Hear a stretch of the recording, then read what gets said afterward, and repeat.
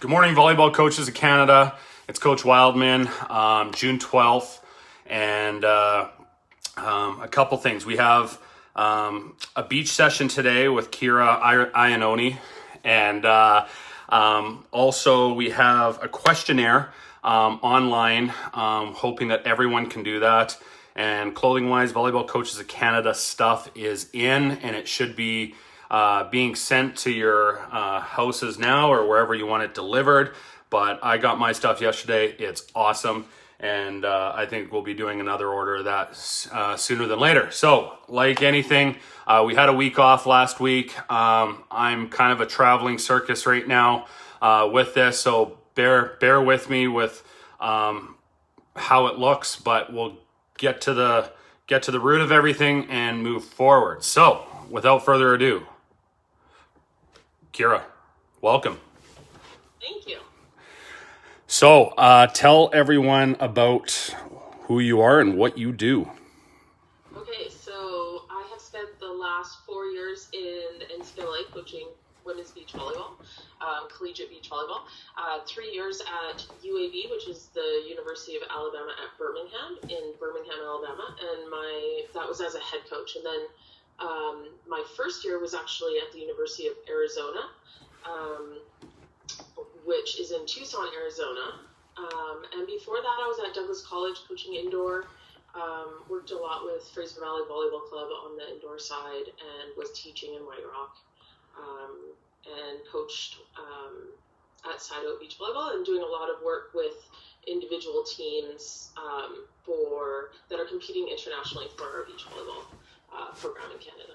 Awesome. So I've known you I've known who you are. How about that? I know we've crossed paths many times in the early 2000s, and you had Side Out Beach Volleyball at Semiahmoo at the beach courts there. Were you kind of a driving factor of them creating those courts there? Because those weren't always there.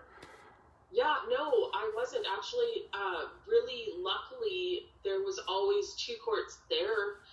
Since I came back from university, and just something the city of Surrey did really well. And then we, a lot of us White Rock people put in a petition to expand it to 4 courts. And then when we had the BC Summer Games hosted in Surrey, they expanded it to a beautiful 4-court facility there. So that was always really lucky, actually. There was also up by the rec center when I first started coaching beach volleyball. I coached my brother Riley, and Sam Shaw and Steve Marshall was my very first international team that represented Canada at the U19 World Championships in Poland. And we trained on a really crappy court just above Semiahmoo High School. So, yeah. So obviously beach has been your thing for the last 20 years, but you were a successful indoor coach as well. What made you transition more so to the beach side rather than sticking with the indoor side of volleyball? That's such a good question because I didn't have as much knowledge on the beach. But what happened is with indoor, I just coached my brothers. I had 3 little brothers playing volleyball, and Riley said one day, like, me and Sam want to try out, or we made Team BC, like, we want to learn how to be better, and we got invited to these Team Canada tryouts. So I guess the reason I gravitated more to the beach is because when I went to my first World Championship, I realized that Canada was a little bit behind in the way we were approaching our beach volleyball program internationally as to the powerhouses out there. Because I just got to talk to all these amazing coaches from all these different countries, and it really inspired me when I came back to talk to a few people like, hey, I really want to start this beach club that really takes these international ideas and do it the way it needs to be done to create successful teams for Team Canada. And that's when Misha Harris was like, I'm into that. I like that. I could do that.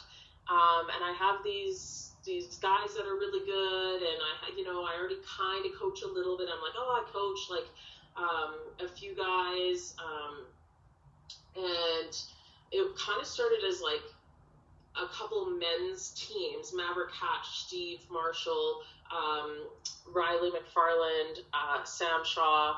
And then the younger kids came in: Ben Chow, Nick Del Bianco, and then Misha was really talented working with some of the indoor girls programs as a strength and conditioning coach, and he brought in some young female talent, and it kind of just started very small, but both of us just wanting to do something to make our international presence stronger as Canadian beach volleyball.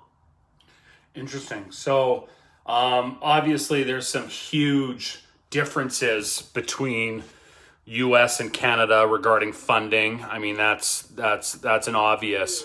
In the last 10 years, have you seen big strides on our beach game? I mean, we have Sarah. Sarah's a world champion, and Ben Saxton's making the Olympics, and our Canadian teams are doing well. But what was the cause?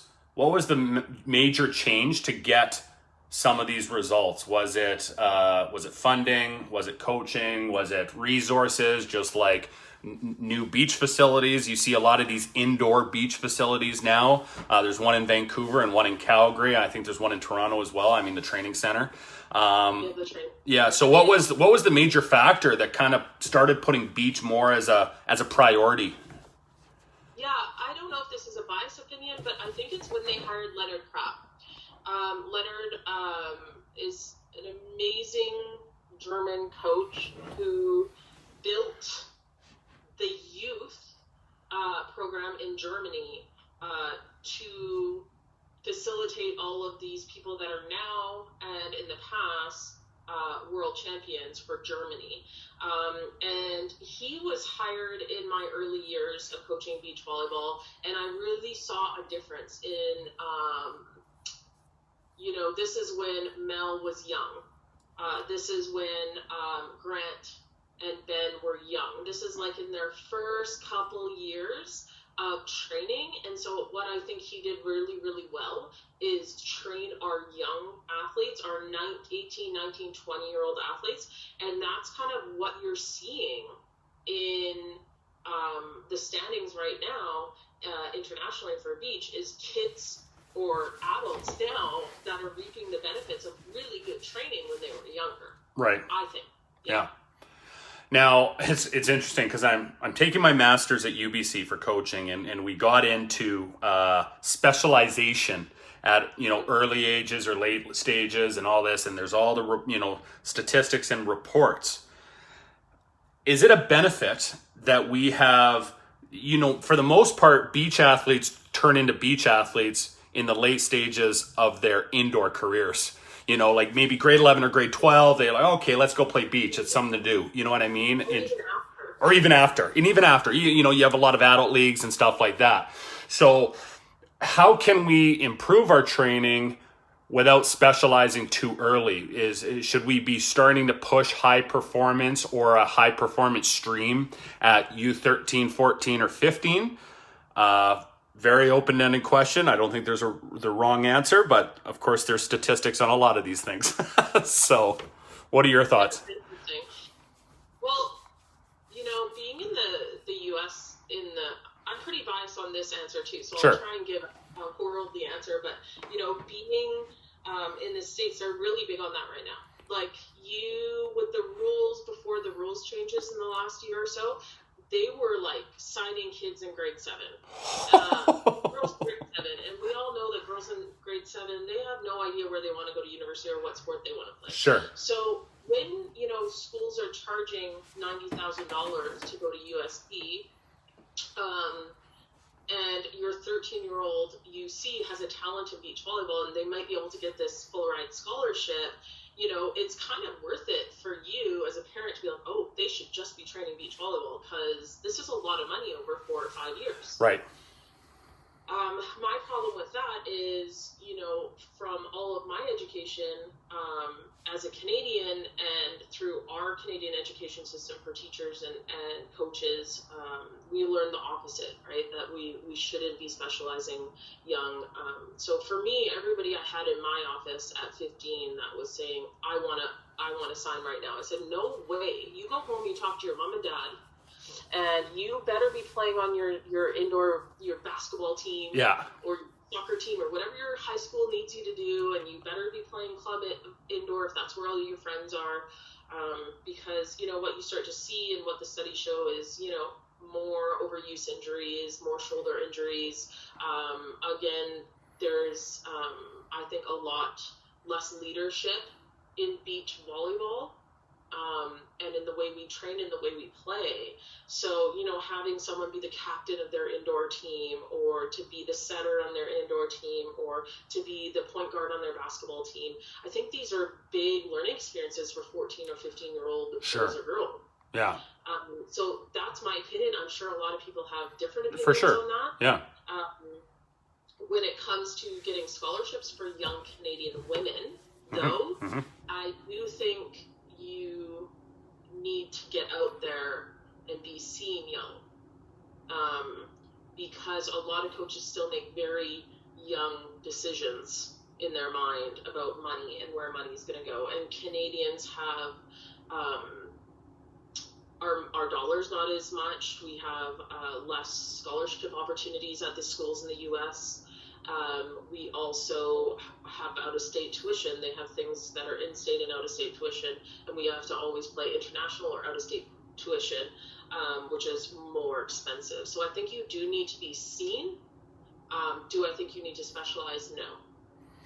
Yeah, and that's the part, we throw this COVID situation, there was all this stuff we were going in the right direction on sports in Canada, and now this COVID situation happens, and I'm really, there's clubs going out of business, there's businesses going out of business, and then there's, lack of funding at schools now, and all that stuff, and it's going to be very interesting what comes of this regarding funding for sport at a post-secondary level, college, university in Canada, because obviously there's going to be cuts somewhere, and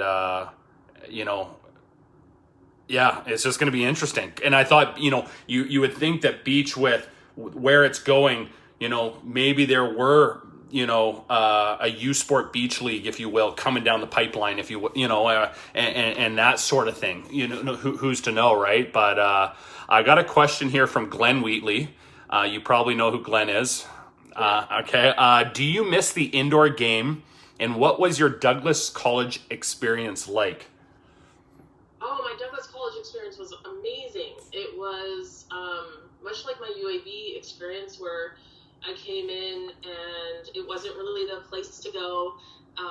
They were kind of bottom of the league, and it was really fun to try and create something new and exciting, and something that people believed in and that the girls believed in, and trying to turn over a program to something that was nationally and provincially recognized as somewhere people actually would want to go. The girls were amazing. Douglas was awesome to work at. I had a really good experience there. Indoor, I obviously miss indoor. It's so fun and strategic, and I loved learning from. I got to assistant coach under some of the best coaches. I learned so much from Benjo and Brad Hudson. I feel like I got a lot of knowledge from others in indoor, and I just feel so lucky for that. Yeah. Beach, though, for me, I just feel it's something that is, you're so connected with the team, and, with the twins, it's like just the three of us. It's like three sisters traveling around the world, experiencing life together and getting to compete together. And, it does have a special place in my heart, and I'm super happy, spending my entire life dedicated to beach for the last 4 or 5 years. So. Oh, yeah. No, I mean, who doesn't want to stand on a beach in the hot sun all day? I mean, that's fantastic, right? Like, yeah, I can think of worse places to be, So do you coach the Twins, or are you a private coach, an independent coach, or are you a Volleyball Canada affiliate, or how does that work with the Twins? That's a great answer, or a great question. So basically the way our program is set up in Canada is, as soon as you start winning at a certain amount of say top 16, whatever you want to call it, you get a certain amount of funding. Sure. So those teams like Mel and Sarah, they can decide who their coaches are. So they have a coach from California, and they do a lot of training internationally, say in California. Brandy and Heather do very, very well, and they are coached by their personal coach, Leonard Kraft, who I was talking about, who was the former head of Volleyball Canada Beach. The Twins I've been working with, they aren't winning, they aren't getting in that top 16 enough right now. So what they do is they are part of a group that has to live in Toronto, train with the amazing coaches and everybody in Toronto. But Volleyball Canada also has so many teams at all these levels, they don't have enough coaches to send to everybody's tournament. So the Twins pay me to do personal coaching and travel with them to certain tournaments, big tournaments that they need to coach at. Crazy. So, let's go back to the recruiting that you were talking about earlier. The Twins, when they went down to play, in the States. When were they sort of identified, recruited? Were they on the radar at grade 8? Were they on the radar at grade 11? Yeah, that's a good question. With the Twins, they like, if you talk to people in the U.S., like, they were recruited late, and they were recruited basically in grade 11. They did some trips with. I remember Misha went with them to Hawaii. They went to a bunch of California schools, and then but they always in their hearts wanted to go to UCLA. So I think it was a pretty easy choice for them. Work with Stein, and it was always kind of in their hearts. But at the time, this was before the rule changes, so that was very late. Grade 11 was late. Like, they probably had most of their full ride scholarships given out at that time.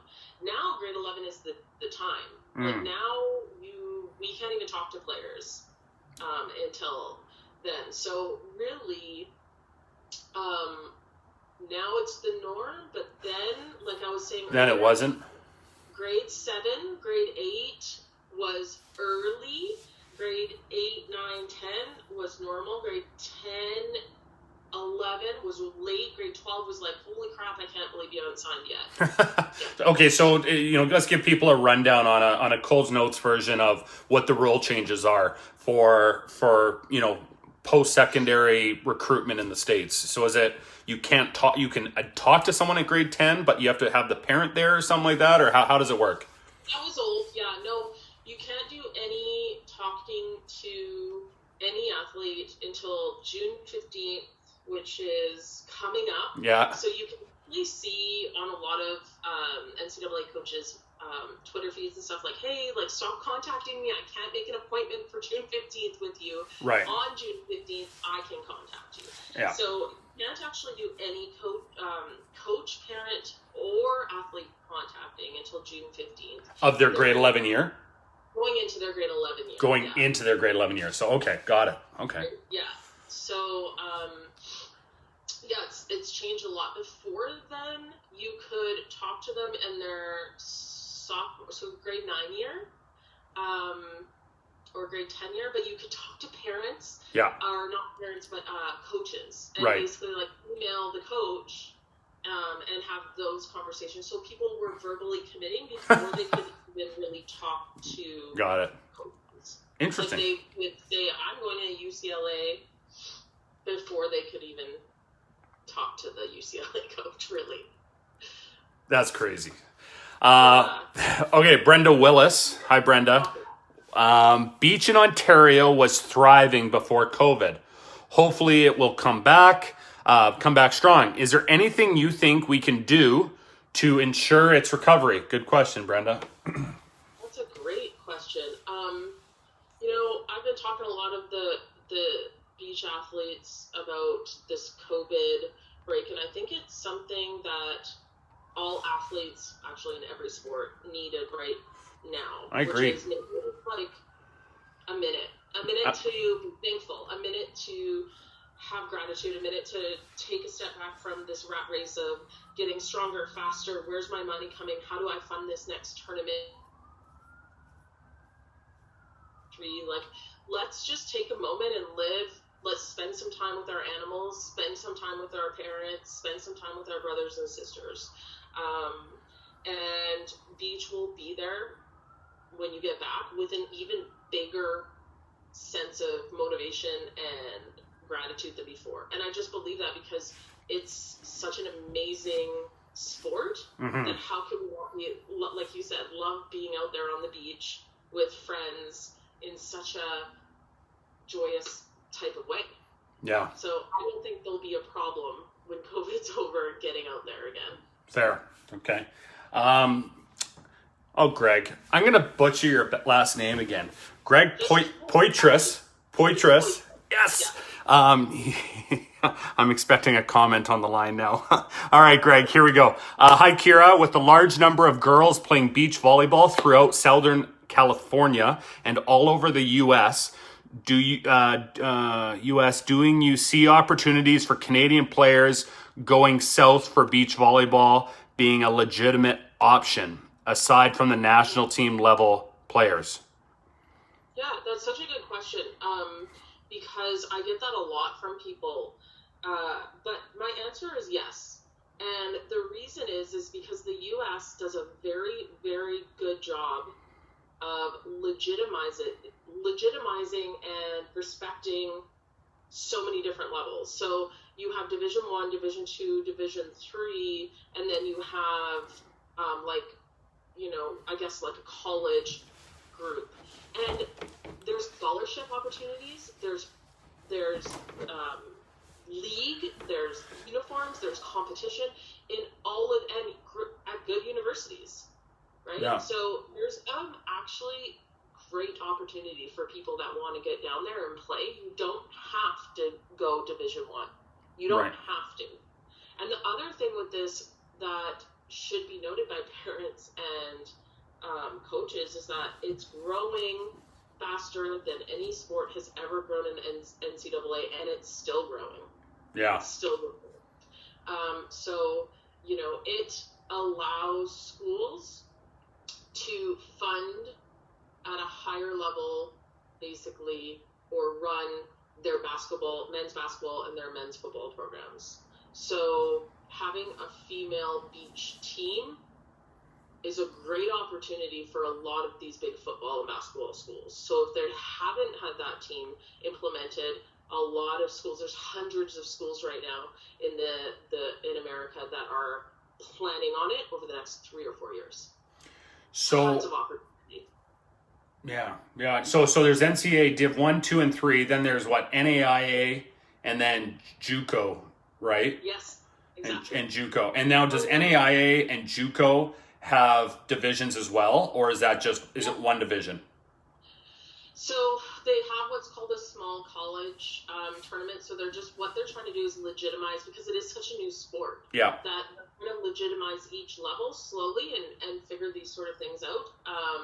And the JUCO is actually really good, because what's happening in the JUCOs, it's easier to get in for non-English speaking countries. So Sure. Brazil and Spanish-speaking countries that don't teach a lot of English, some of these amazing players are playing JUCO first, because they can get their English, and then qualify for the big university standard of English that they wouldn't have qualified for if they came right out of high school. Right, okay. Yeah, so there's some talent in the JUCO level at the beach volleyball for sure. Okay, so here's let's go more into technical of the game. So you were an indoor coach, you love it. You're an outdoor coach, you love it. What major thing that when a player comes from indoor to outdoor, what's the pet peeve where you're like, God damn it, I need to change this right now, just because it's something that they learn in the indoor game that they try to transition into the outdoor game? Is there something that you try to like modify right away just to, you know, to create that base on their technical abilities? That's a great question as well. I would say my answer for that would be more on the mental side than the actual technical side. I think volleyball is changing its rules to be a lot more like indoor. Like our hands have gotten higher, no downward motion, just like more towards the indoor side of setting and things like that, where it used to be like this low deep dish. But for me, the biggest challenge is indoor players. How to state this and not insult people, but on the beach. Insult people. Call it how it is. Okay. No one's going to get offended. Your weaker player is probably going to get picked on. They are going to get served.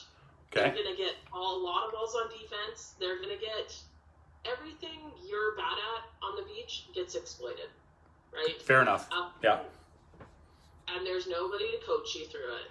There's nobody to take your ball. There's no serve receive to hide you. Yeah. There's no person to set other than you. Right.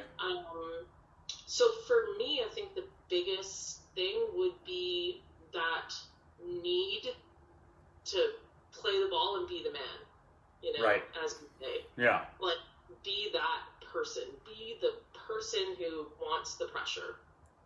Yeah, that's cool. There's too many outs. Fair. You know? Yeah. You know, the setter has set 3 different people, run the back row pipe, and still we can't side out. They're going to dump the ball, you know, or something. Like, fair enough, there's always an option. There's all different options. In beach, there's not. There's really not. And sink or swim, basically, really. Yeah.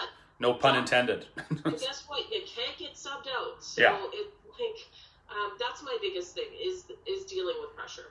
What about setting? I mean, I know that, you know, beach setting and indoor setting are very different. Are they working to try to find a middle ground in that transition with some of these rule changes, or is it pretty strict? I think much like we see in the indoor game, you know, most of our changes in the indoor game are to speed the game up, make it more exciting to watch. Sure. And it's the same with the beach. Like, we're trying to speed up hands, get them higher, get them faster. Get the offense running faster, get less of the hands calls than before. And actually, setting is one of the things I really enjoy teaching, and I find my athletes do very well. So that's not really been a problem for me. I think that kids love to learn. Athletes love to learn. They know when they're learning and when they're not learning, and they love to learn the new skill with setting too. And if they don't have hands, they bump set. It's not that big of a deal. Sure. And that brings up another point regarding this game growing, the beach sport growing so much.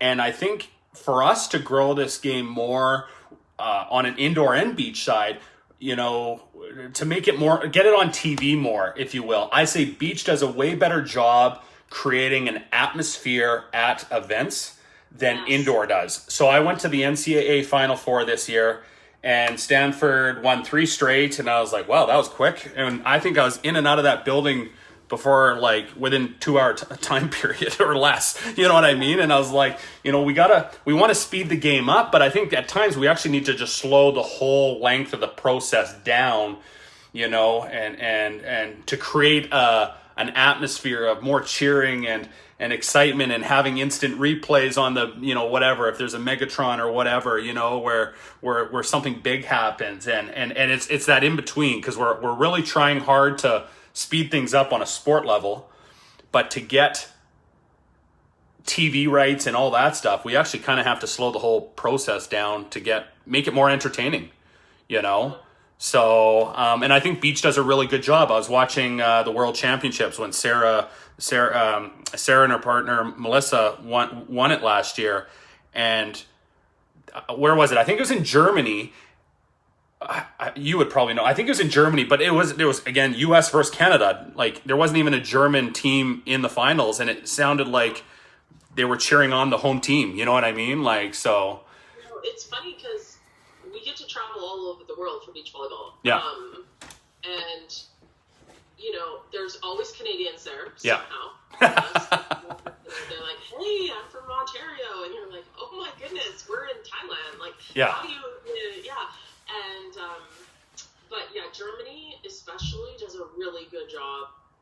boring sport. Yeah. But beach volleyball always has stands. They always are pretty full. We always have great energy. They do a good job getting the same sort of DJ out, the same songs, like from songs. Like if there's a block, everybody knows what's going to come on. Right. Things like that. So I think they do a really good job. It's always very fun. Yes. Always fun competing.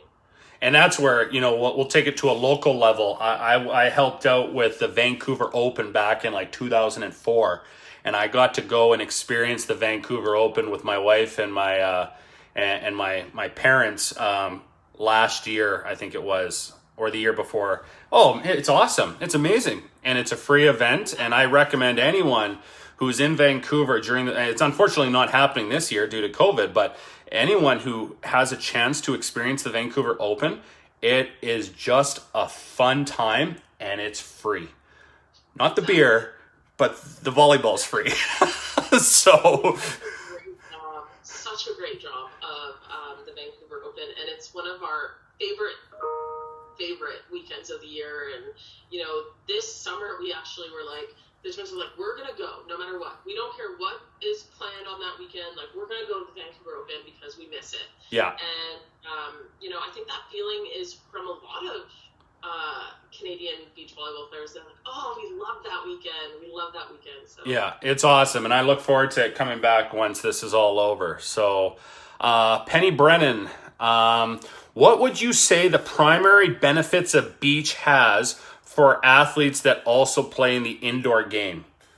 Yeah, that's awesome. I think I touched on it before, but sure. I think the ability to handle pressure. Pressure, yeah. It almost can't be replicated indoor. It almost can't. And that's huge. And the fitness level of beach players, like, I don't know if anybody's just gone for a walk on the beach sometimes and then watched a game and realized what they're doing out there. It's crazy to me. I couldn't do it. It's crazy to what they do. So I think that fitness and pressure are the two biggest ones for me. So, we've asked all the coaches in prior sessions that have been all indoor focused coaches. We talk about offense over defense, which is the priority on the indoor game. So what's the priority in your opinion on a beach game? On the beach, obviously offense, score. I mean, I remember one day having that conversation with Benjo, and he's like, Kyra, why would you ever teach anything that doesn't score? And I was just like, it feels so stupid. But yeah, the game is about scoring. The game's about winning. And so you have to find ways to win, and that's the biggest priority, And then obviously the support systems to your scoring. Right. Okay. So now you as a beach coach, that coach down in the States, how do you, you're not allowed to coach obviously in beach until the players have to call a timeout, and then at that point you're allowed to approach them and speak with them in the NCAA. Now, but you also have probably 4 or 5 different pairs or 6, 5 pairs. So you have 10 players. How do you, a beach tournament has, 10 different courts probably going at once. Do you have to run from one court to another and then back to the other court? Yeah. So in the NCAA, you're allowed 3 coaches coaching. Okay. And you have 5 teams. Most teams will play 6. Because you usually travel a backup pair that can go in case of injury, sickness, whatever, performance even. Right. So when you're doing your season games, most schools will play 3 and 3. So they'll play their 6s, 5s, and 4s, so that all 3 teams get a coach. Okay. But once you get to nationals, those 5 courts, they only play the 5. And they play them all at the same time. They sort of delay for reasons, but they are at one point all going at the same time. So yeah, you see coaches running okay, we're winning here, they're losing, we can't lose on that court, so they they'll run to that court. Or interesting. Yeah, you got to strategize maybe who responds well to coaching, who doesn't, who needs coaching, who doesn't. where you think you can win, where you think you don't have a chance, or where you think that you can make an impact as a coach. But yeah, there's it's a weird rule: 3 coaches but 5 teams. Interesting. Huh. Okay. No, it's good to know. I just this is newish to myself, so it's just I just figured like with the amount of kids, I'm going. I didn't know if you just never ever have a double header where there's 2 teams playing at the same time, maybe in opposite places, and they just make sure the scheduling works out. Have you ever had your own team play your own team in like a semifinal or a quarterfinal or something like that? No, because the way it's done is it's called a duel, and you have 5 teams that you have to rank in order. Okay. So you have to win 3 of those 5 pairs to win the duel. Interesting. Okay. Yeah. Okay, here we go. Hector from Quebec. The fact that beach volleyball is short in Canada, a short season in Canada, what we should do? How can we maximize training with athletes during a shortened season? Yeah, I mean, that's a good point, but I think that, Russia and other powerhouses of the sport have the same problem. Right now, the best men's team is from Norway. I mean, come on, how much time can they have over us outside, right? Like, there's ways to do it, and a lot of our best teams end up in California or wherever. Right. I'm throwing out California because it's common. And it's a popular hub for a lot of they can get some good training, good coaching. There's lots of beaches. So, yeah, you have to make it work somehow. I guess at the younger levels, we can't do that. Right. Because you have other things. But, I would suggest traveling to places that have tournaments in the winter time that you can go outside, or indoor facilities, obviously. Those are becoming more popular. Toronto's lucky. They have 3, I think, or 4. They have so many. We have 6-pack in BC. Calgary's we used to travel from BC because we didn't have one. Back in the day, 2004, we used to go to Calgary. To the Dome. To the Dome and train there with the kids. So because we had Team Canada tryouts coming or something happening. So, if you want to do it, you make it work somehow. Sure. Yeah, and then now Calgary has a guy named Elliot is running the facility. It's called the Beach YYC, and it's about 5 courts. And Ben Saxton ran kind of like a pro league there this year, and it was pretty cool. It was pretty cool. There was a draft and all that sort of stuff, kind of very similar to the One Volleyball indoor league that is in Toronto and Calgary. And but yeah, no, people are trying. People are making the attempts. So here's a question. I don't want you to reach through the screen and punch me. What are your thoughts on snow volleyball? I love it. I think it's so cool. I tell all the kids all the time that we need to go try that at some point. Sure. Because it's amazing. And one thing about our sport that's really cool, and why I think we get such a good crowd base, is because of our venues. Our venues are awesome. And when I look at snow volleyball venues, I'm like, I would go watch that with a beer in my hand. Like, I would totally be excited to do that. For sure. We're all mountains. They're beautiful. And a lot of the people we've met from other countries are trying it.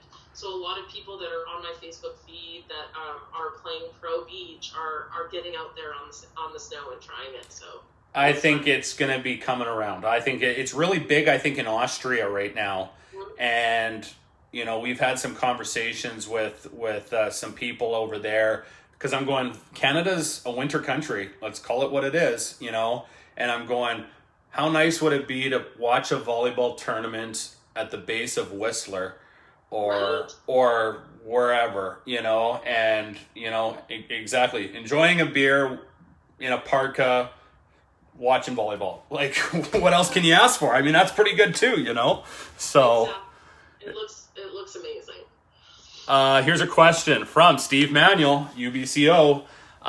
Hey, Kyra, you've had some pretty cool opportunities to travel the world and coach at major competitions. Give us your favorite or one of your favorite experiences? I think that my favorite would be winning the World Championships with the twins in Germany 2 years ago for the university age group. So FISU. Germany does such a great job celebrating sport. Yeah. Celebrating sport, celebrating athletes, making it huge. They brought thousands of kids in. We're signing numerous people's volleyballs, and the music was great, and the facility was amazing, and to win a national championship for your country, or a world championship for your country, and say you're the best in the world, was something that for the twins and a lot of people said that they had to split up, or they couldn't do it together, or if they ever wanted to go to the Olympics, they were too small. So to have them jump the stage after they won and run up and just hug us, and we were crying, it was a big moment for all the people that said, you're not good enough, Yeah. I think that's a big question. I think everywhere I go in the world. So when are the twins splitting up? And I just think that was a big thing for them to be like, no, the love for each other, the love of this sport, and our dedication and sacrifice is gonna pay off one day. Right. Yeah. Anything else? Any other memorable moments that that come to mind? Oh man, there's so many. There's so many. Something super small would be, super small in the big scheme of things, would be winning the this is so lame maybe, but winning the provincial gold with semi in my brother's grade 12 year. What year was that?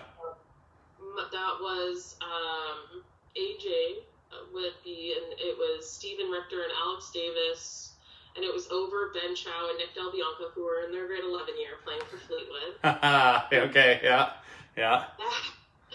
And everybody on my bench played, and it was just a really special group of guys. We had 3 or 4 starting grade 10s who were Jake Clausen, Liam Murphy-Burke, and then we won with them in their grade 12 year again, a couple of years later. But that's right. It was really, winning for my brother. That's cool. Was big. Yeah. That's cool. I'm going to make sure Nick and Ben see this video now. So. They hate that. Well, I know the following year they did win, the provincial championship, and I think that was the first year Fleetwood Park ever won a provincial championship at volleyball, and I'm biased on that because I'm a graduate of Fleetwood Park, and we had a run in my grade 12 year, but it didn't work out. I think Semi won it that year too. It was always Semi-Amu. The White Rock schools dominated on the provincial side of volleyball, and no, that's cool. That's cool. I know that Ben had a different partner, didn't he, at Beach, and then Nick and Ben, or did they split up, or how did that work? Because they were kind of a dream team. Experience, I guess, Steve. I can say, but we went to the Canada Games with Ben Chow and Dan Caverly, and everybody's That's like, right. why are you putting them together? What is that? What are you thinking? And I was like, I'm going to have them split. These two boys are incredible athletes and loved each other. They were great. And everybody's like, Dan won't block. And I was like, Dan, will you block? He's like, okay, whatever you say, Kyra. Like, I'll just do it, whatever. So, and so they split blocked at the Canada Games, and we won gold. Cool. And that was pretty cool. Pretty cool. That's sweet. Question here from Mackenzie. What are some tips you have to prepare young athletes for the beach season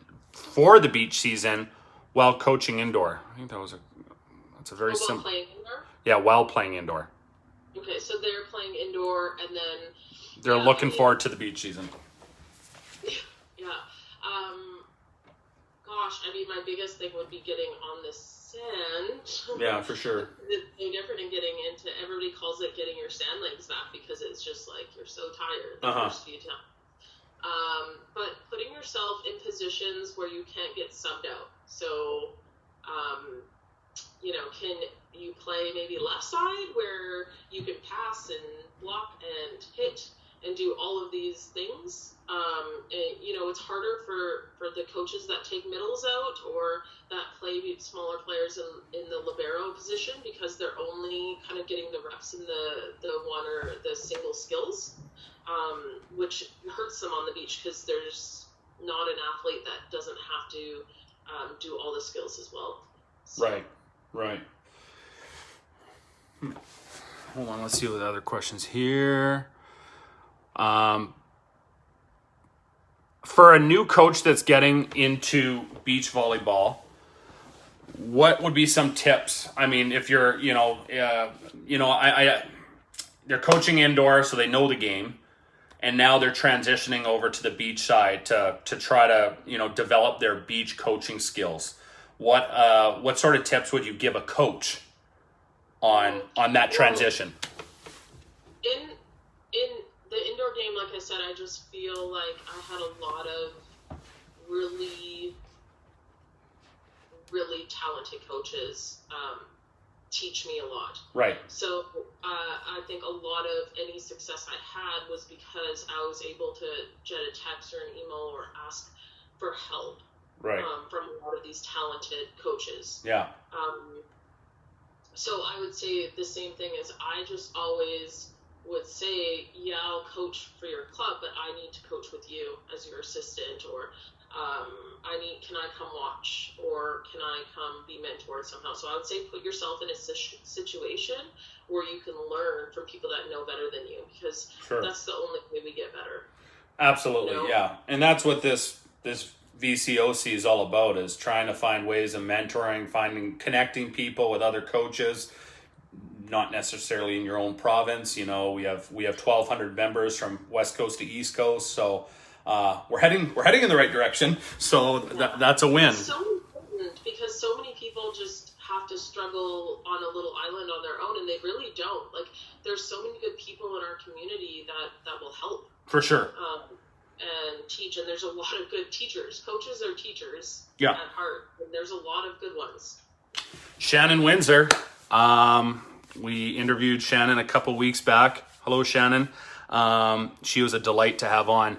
Hi, Kyra. Apologies if I missed this earlier, but what's your next what's next career-wise? And you mentioned how you've been lucky to have some great coaching influences and coaching opportunities, but what have been some of the challenges you have faced progressing in your own coaching career? Two great questions. Well, the first one is I started coaching very young. I started coaching when I was playing at UVic, and I started coaching my brothers. And so I think a big challenge was being a female coach coaching males. Mm-hmm. And the only reason I coached males was because it was my three little brothers.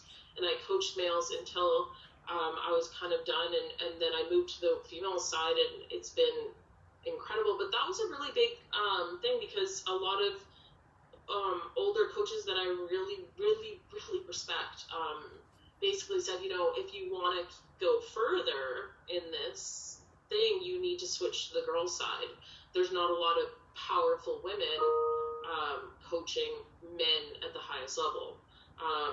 Brenda did a good job out east at that, but there wasn't a lot of women in those positions.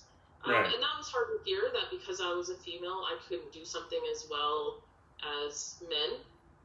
And I don't think any of the people that told me that were saying that even in a sexist way. I think they were saying it from a place of love and care. I really don't think it was a negative thing at all. Like, I didn't hear it like that. Right.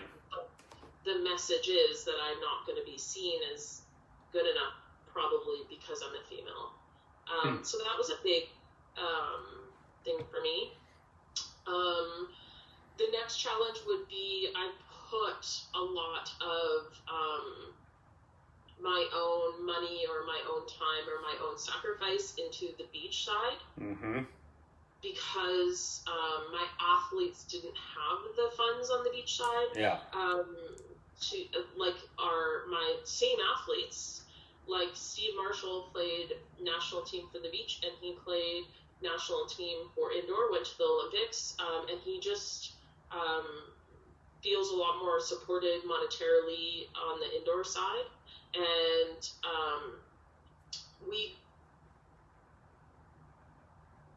same financial. So as a coach, it's hard to know your value, but also love your athletes and know that they can't maybe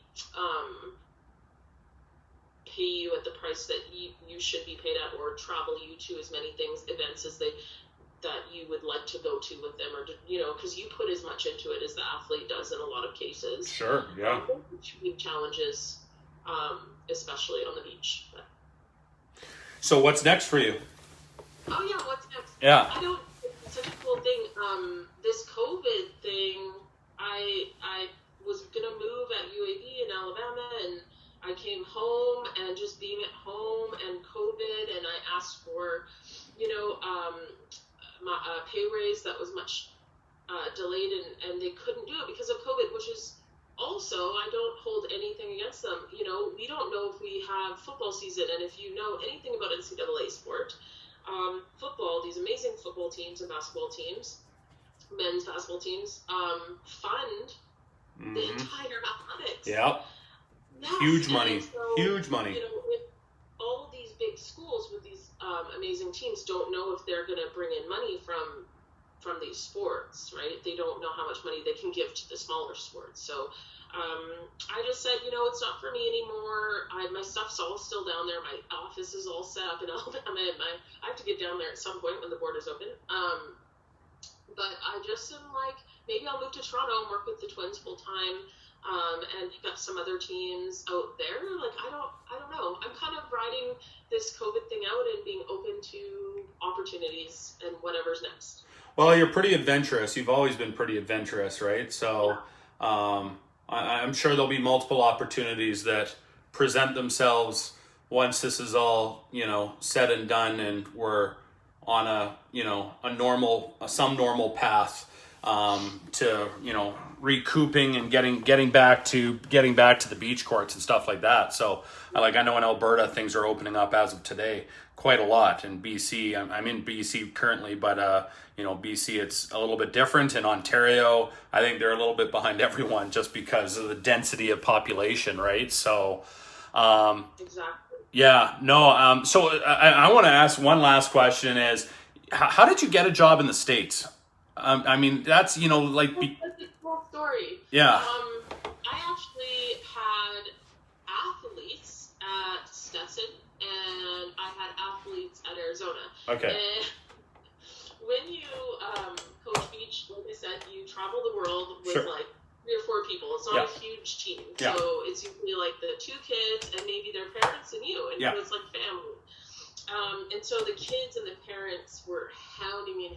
These jobs are open in Arizona. These jobs are open in Stetson. I'm like, I'm not, I'm a teacher. I'm fine. I'm at Douglas. And basically I emailed their coaches who I knew from them getting our kids being recruited from Side Out. And they were like, there's no way you would do this. Would you please do this? And I didn't even put applications in or anything. It was just fast. I got flown to Stetson in Florida. I got flown to Arizona. I was offered both jobs, and I ended up taking the Arizona job. That's crazy. And so it was just kind of organic, and through friends and family and that volleyball community that we all know is so powerful and so great. So totally. And I just know there's some ties, on a Canadian working in the US, it can be sometimes extremely difficult, and and that sort of thing. So I just thought it was so cool that we had Canadian representation, when you went down there and you're doing your thing as a head coach, and awesome. Kudos to you, Kyra. So it was so much fun. And it's so, what's even funner is seeing all the amazing young women from Canada coming down there and being really good. Yeah. Really good at what they're doing. Yeah. So.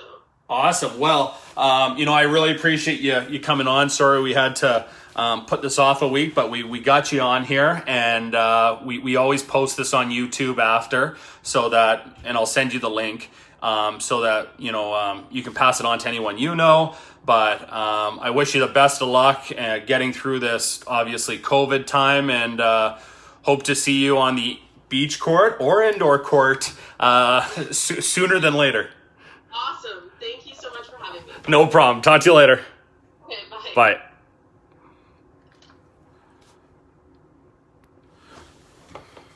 Bye. So that was Kyra, amazing lady who's done amazing strides in the volleyball world, on the beach front and also on the indoor front. So she's a well-known name in BC and a great representative of Canada. Obviously, going down south and head coaching post-secondary down there.